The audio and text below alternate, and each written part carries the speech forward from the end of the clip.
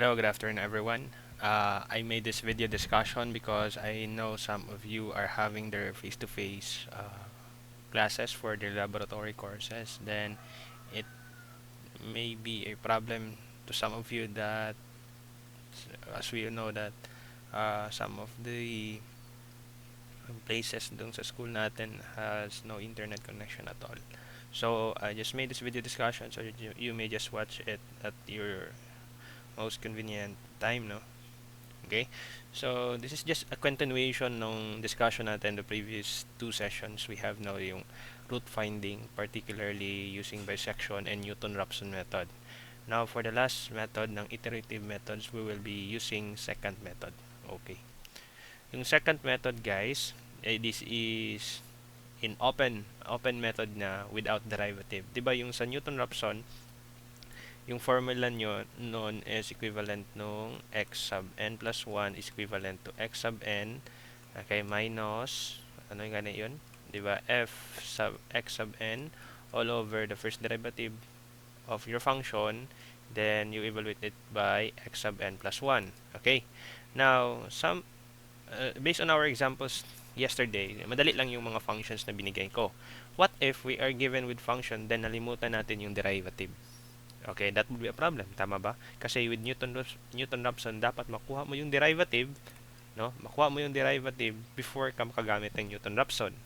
But, for example, in cases that malimutan mo yung derivative ng function, or in other words, complex din yung mga functions na binigay, and then it would be a problem to take the derivative of that.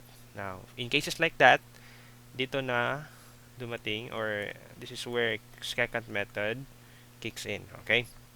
Yung second method, it approximates the derivative of the given function numerically using previous points. So, basically, yung f sub x sub n plus 1, ito yon, f prime of x sub n plus 1, ito yon dito, no?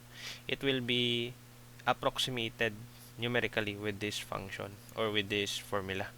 So, basically, we have here function of x sub n, no, minus function of x sub n minus 1. Then we have here x sub n minus x sub n minus 1.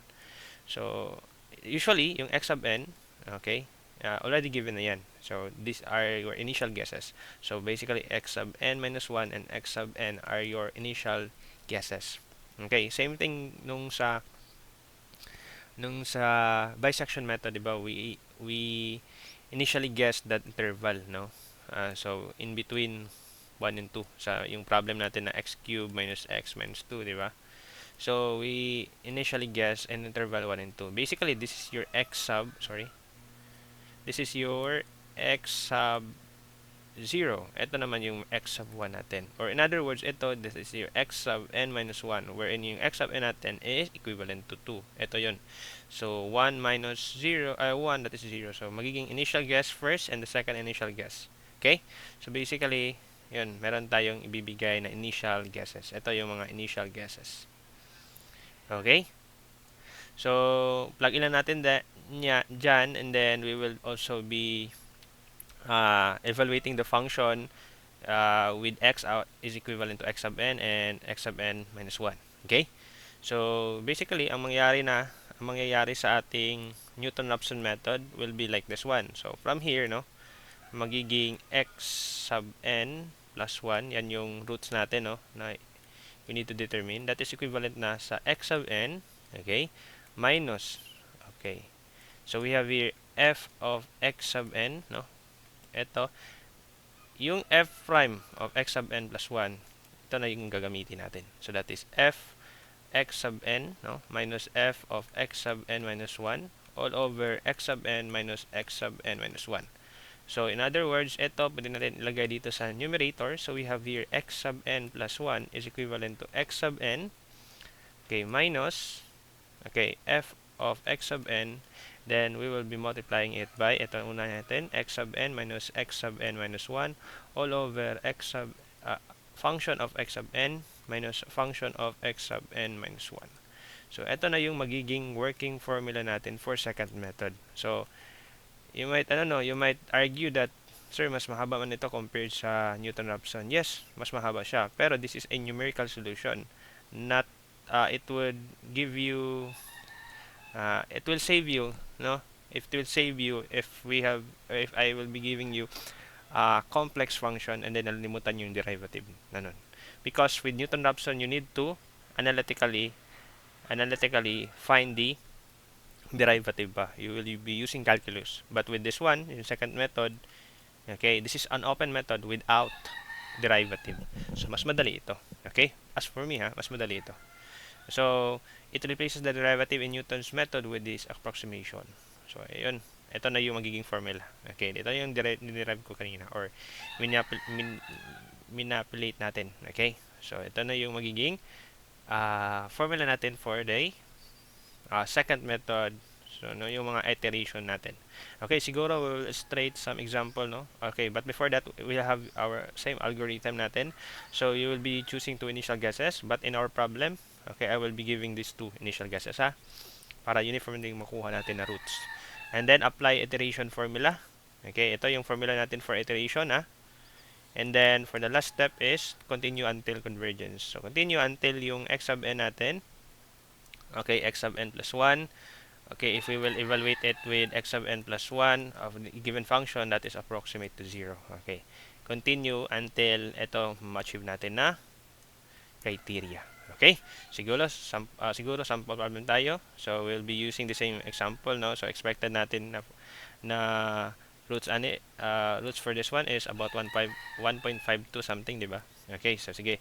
We'll be using second method for this one to solve for this one. Having initial guesses of x sub o 1 and x sub 1 2. Okay, so punta muna ako dito sa punta muna ako sa OneNote. Okay, doon ako magso-solve, ha.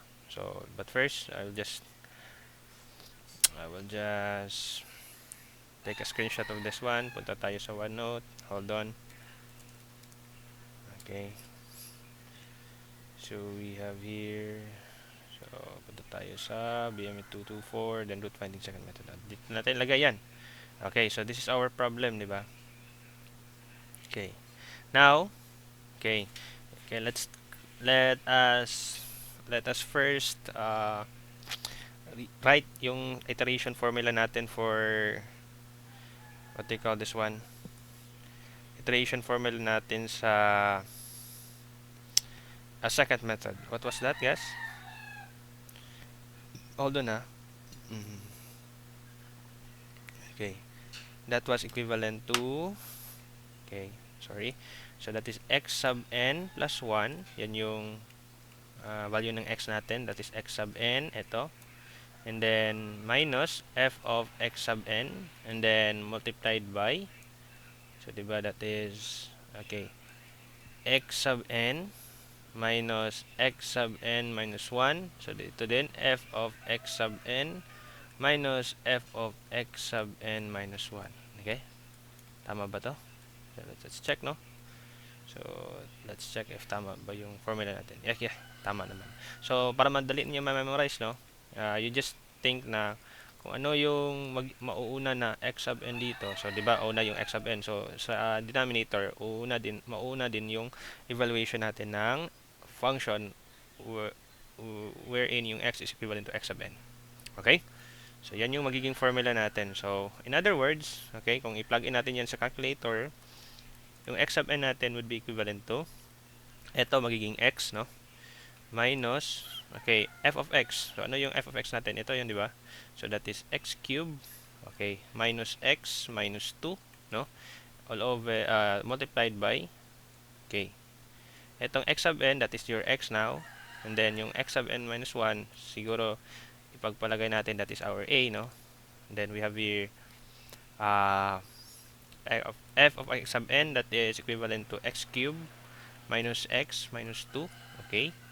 And then, yung x sub n natin, let's say, we have here negative of, okay, pwede natin gamitin y na lang. So, ito yung magiging input natin sa calculator, ha. So, let's say, for example, y na lang yung x sub n minus 1. Okay? So, sa calculator, this one becomes y cube minus y minus 2. Okay? So, ginawa lang natin na x sub n minus 1 yung y. Okay? Para ito yung magiging input sa calculator natin. Input to our calculator. So, ito yung magiging input na sa ating calculator ha. Ito. Okay, sige. Kunin natin yung calculator natin. Okay, but before that, okay, draw tayo ng table natin. Okay, sige. Let me just draw the table, no? Hold on. So, sa table natin, at tabulated data ng form ng solutions natin, no? Maglagay tayo ng, of course, the iterations. Okay, sorry. So, meron tayong iterations dito. Okay, then we have here our x sub n minus 1. Then we have here our x sub n. And then we have here our x sub n plus 1. Then we have also our f of x sub n plus 1. Ito yung magiging, ito yung magiging, natin, criteria, whether we can stop now already or not yet. Okay, so that is our,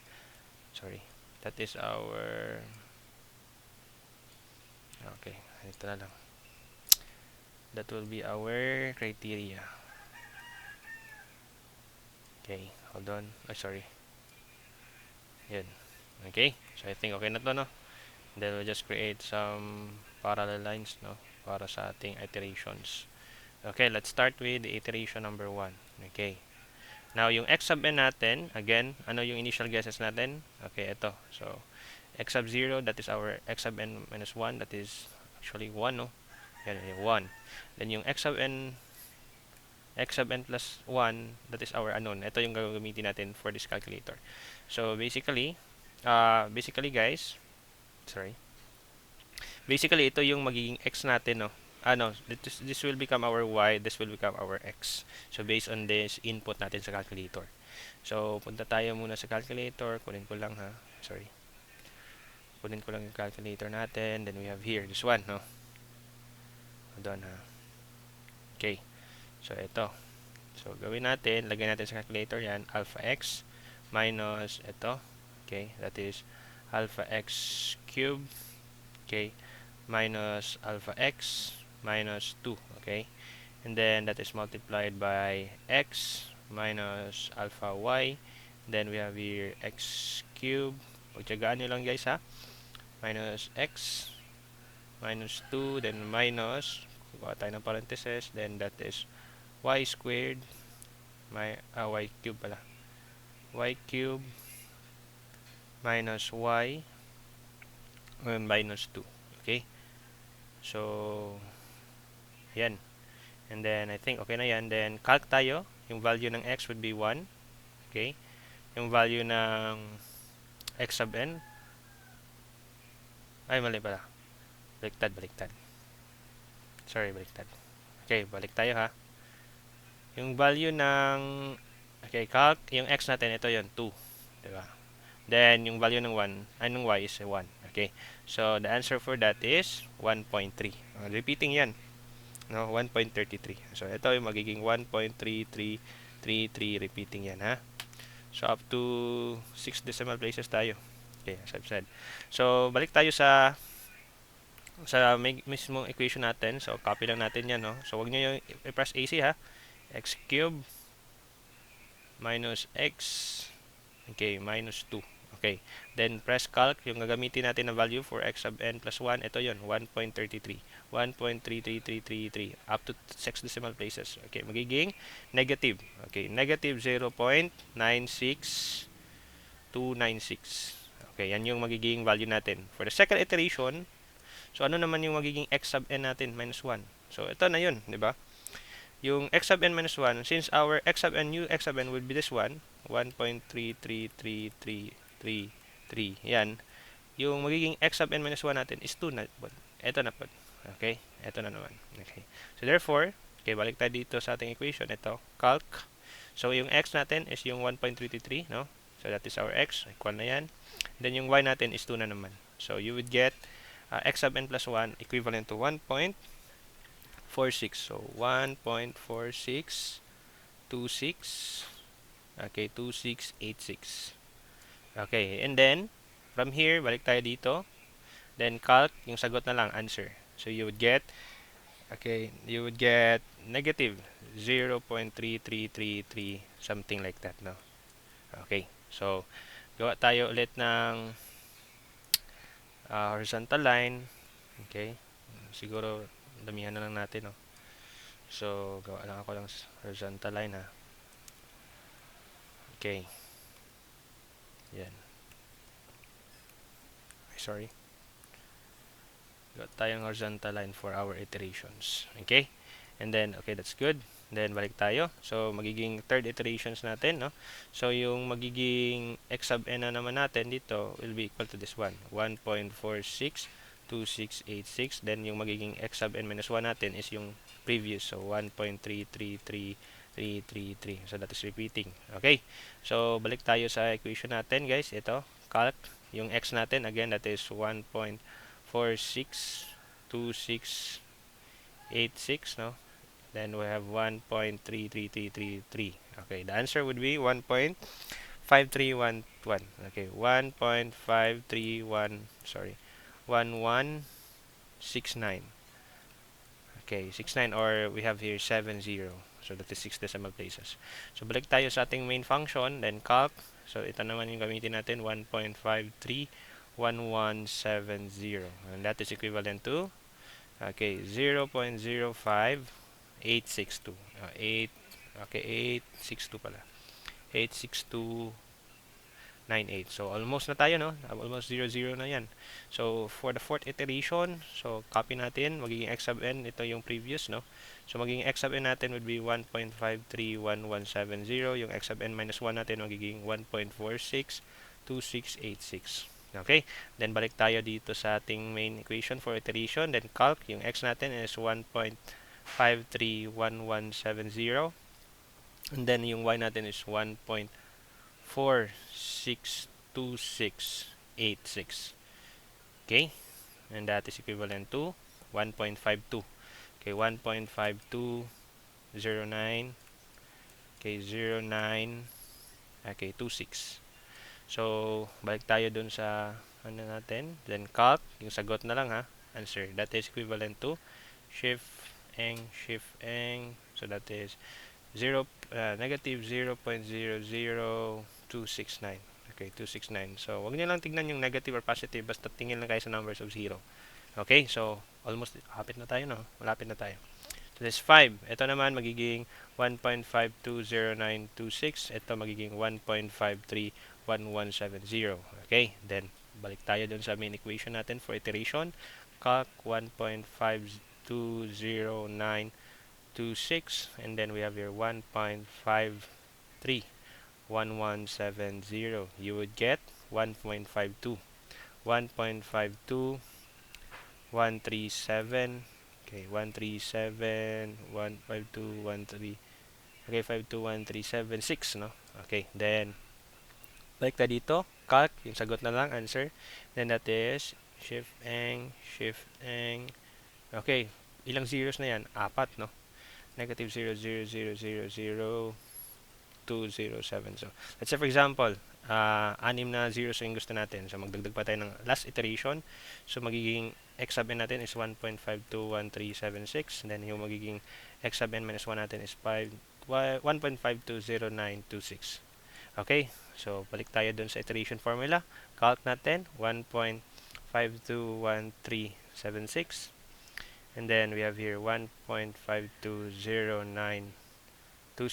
Okay? And then, that is equivalent to 1.521379. Okay, magiging 7, 8 nito. Magiging 8 na dyan. Okay, so balik tayo dun. Okay, calc. So, yung sagot na lang, ha. And then, that is equivalent to, ilang zeros na yan? Ilang zeros na to? Okay, almost exceeds na sa ating. So, almost equal to 0 na talaga. Okay, so therefore, we stop in here, no? So, ang magiging roots natin, therefore, the roots would be equivalent to 1.521380. So, ito na yung magiging root natin. Isang root. Okay? So, this is our root. Okay? So, yun yung second method. No? So, it would save us from analyzing ng derivative ng given function. Okay lang ito. Mas madali lang itong function. Pero what if we're given with a complex function? Okay? Or malimutan natin yung derivative. So, it will be very difficult, no, to to get the derivative of that. So with second method, okay, mawawala na yung ano, mawawala na yung derivative na term sa Newton-Raphson. Okay, it will be replaced by a numerical method in approximating the derivative. Okay, so I hope you understood the topic now. I will just upload the video discussion as well as this solution. Okay, I hope you watch this video and you keep safe everyone. Good luck.